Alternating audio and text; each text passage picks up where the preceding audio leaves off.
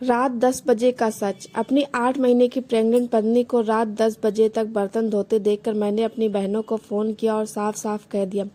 रसोई में सिर्फ बर्तनों की खनखनाहट सुनाई दे रही थी। बाहर हवाएं तेज चल रही थी, लेकिन घर के अंदर एक और तूफान तैयार हो रहा था जिसका किसी को अंदाजा भी नहीं था।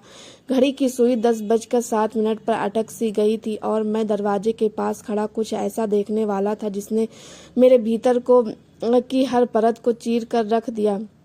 मैंने लाइट ऑन की और वहीं मेरी 8 महीने की प्रेग्नेंट पत्नी आर्या पेट पकड़कर मुश्किल से खड़ी थी और फिर भी बर्तन धो रही थी। उसकी सांसें तेज थी, माथे पर पसीना, आंखों में नींद की लालिमा और सबसे ज्यादा चुभने वाली बात यह कि उसने मुझे देखते ही मुस्कुरा दिया, जैसे यह सब सामान्य हो। लेकिन मेरे हाथ पैर ठंडे पड़ गए, लेकिन क्योंकि आज रात मुझे पता चलने वाला था कि आखिर इस घर में क्या ऐसा चल रहा है जो मैं अब तक नहीं समझ पाया था। कहानी शुरू होती है। आर्या, ये क्या हालत बना रखी है? तुम आराम क्यों नहीं कर रही? मेरी आवाज खुद मुझे अनजानी लगी, कड़क, टूटी हुई, घबराई हुई। वह धीरे से बोली, बस 2 प्लेटें और बची हैं। रोज रोज की बहस से अच्छा है मैं ही कर लूं। मेरे भीतर कुछ टूटने जैसा महसूस हुआ। रोज रोज की बहस? कौन बहस कर रहा था?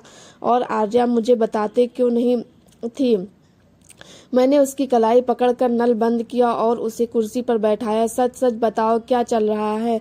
वह चुप रही। सिर्फ उसकी आंखों से आंसुओं की एक पतली सी धार बह निकली और उसी पल ऊपर की मंजिल से फुसफुसाहट सुनाई दी। मेरी दोनों बहनें सुजाता और रिया अपने कमरे से निकलकर हॉल में आ रही थी। उनकी आंखों में झुलझुलाहट थी, जैसे मैंने उनकी किसी मीठी नींद में खलल डाल दिया हो। सुजाता बोली, अब क्या हुआ? तुम्हारी बीवी फिर ड्रामा कर रही है। मेरी मुट्ठियां अपने आप भींच गई। ड्रामा? मेरी पत्नी जो मेरे बच्चे को कोख में लिए 10 बजे तक रात बर्तन धो रही है, ड्रामा कर रही थी?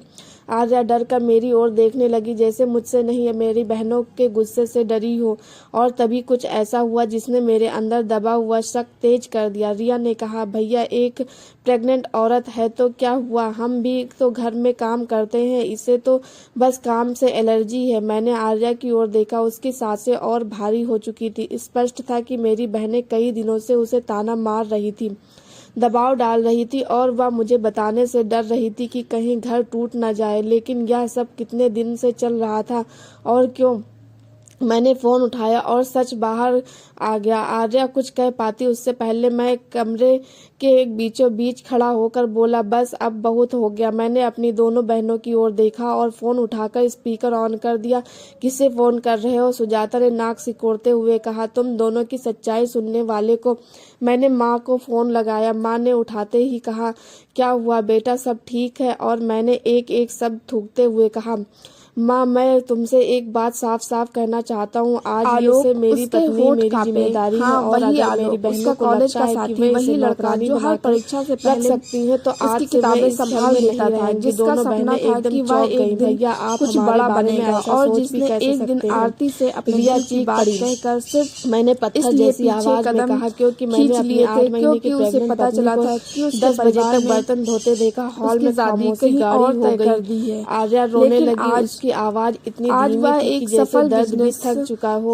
माँ ने फोन पर उसके आर्या काम कर रही थी। इस हालत में मैंने कहा, हाँ, और ये दोनों इसे मजबूर कर रही थी कि वो घर के सारे काम करे, वरना मैं रुक गया। क्योंकि आर्या रोते रोते आखिरकार बोल ही पड़ी, वरना मुझे घर छोड़कर मायके जाने को कहती थी कि आपकी बहुओं को हमेशा आराम दिया जाता है, अब तुम्हारी बारी है काम करने की। और अगर मैं थक जाती तो कहती, भैया मत बताना वरना हमारी इज्जत चली जाएगी। माँ फोन पर गहरी सांस लेकर बोली, सुजाता, रिया, तुम दोनों अभी और इसी वक्त घर छोड़ा। तुम्हारा भाई बहुत सह चुका। तुम दोनों बहनों के चेहरे उतर गए, छोटू, लेकिन मेरा दिल हल्का नहीं हुआ क्योंकि असली दर्द तो आर्या ने सहा था। लेकिन कहानी का असली मोड़ अभी बाकी था। बहनें सामान बांधने लगी और मैं आर्या को पानी देकर उसके बगल में बैठ गया। तुमने बताया क्यों नहीं? मैंने पूछा। वह बस इतना बोली, क्योंकि घर आपका है और मैं नहीं चाहती कि आपके परिवार में मनमुटाव हो। सोचा बच्चा जन्म ले लेगा तो सब ठीक हो जाएगा। मेरी आंखें भर आई। मैंने उसका हाथ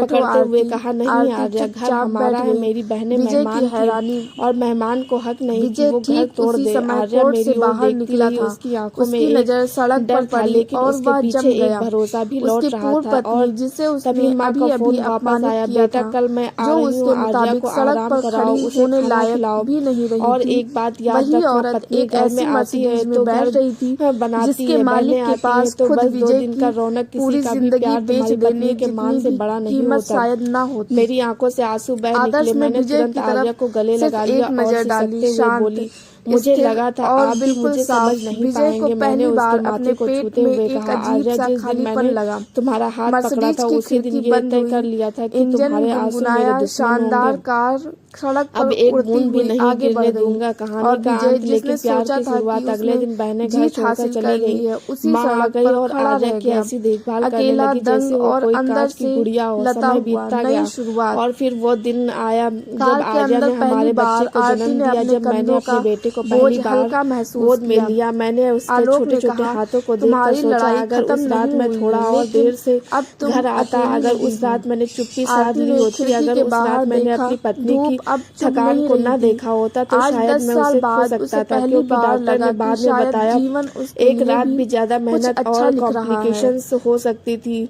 मैं कांप वह गया। टूट उस चुकी रात थी, मैंने लेकिन अपने अब बेटे के उठने माथे वाली पर थी और चूमा इस बार देते हुए कहा, तुम्हारी माँ ने तुम्हें अपनी अपनी शर्तों पर। जान दांव पर लगाकर बचाया है, अब हमेशा दोस्तों, मेरी आपको ये बारी है कहानी कैसी उन्हें लगी संभालने कमेंट की। करके आर्या जरूर मेरी बताना। ओर देख रही थी, इसका थकी हुई अगला लेकिन पार्ट आपको मुस्कुराती हुई। अगले उस दिन मुस्कान मिलेगा। में सिर्फ कृतज्ञता नहीं धन्यवाद। थी, एक यकीन था कि अब मैं कभी उसे अकेला नहीं छोड़ूंगा और कभी किसी को भी उसके आंसुओं की वजह नहीं बनने दूंगा। दोस्तों, आपको कहानी कैसी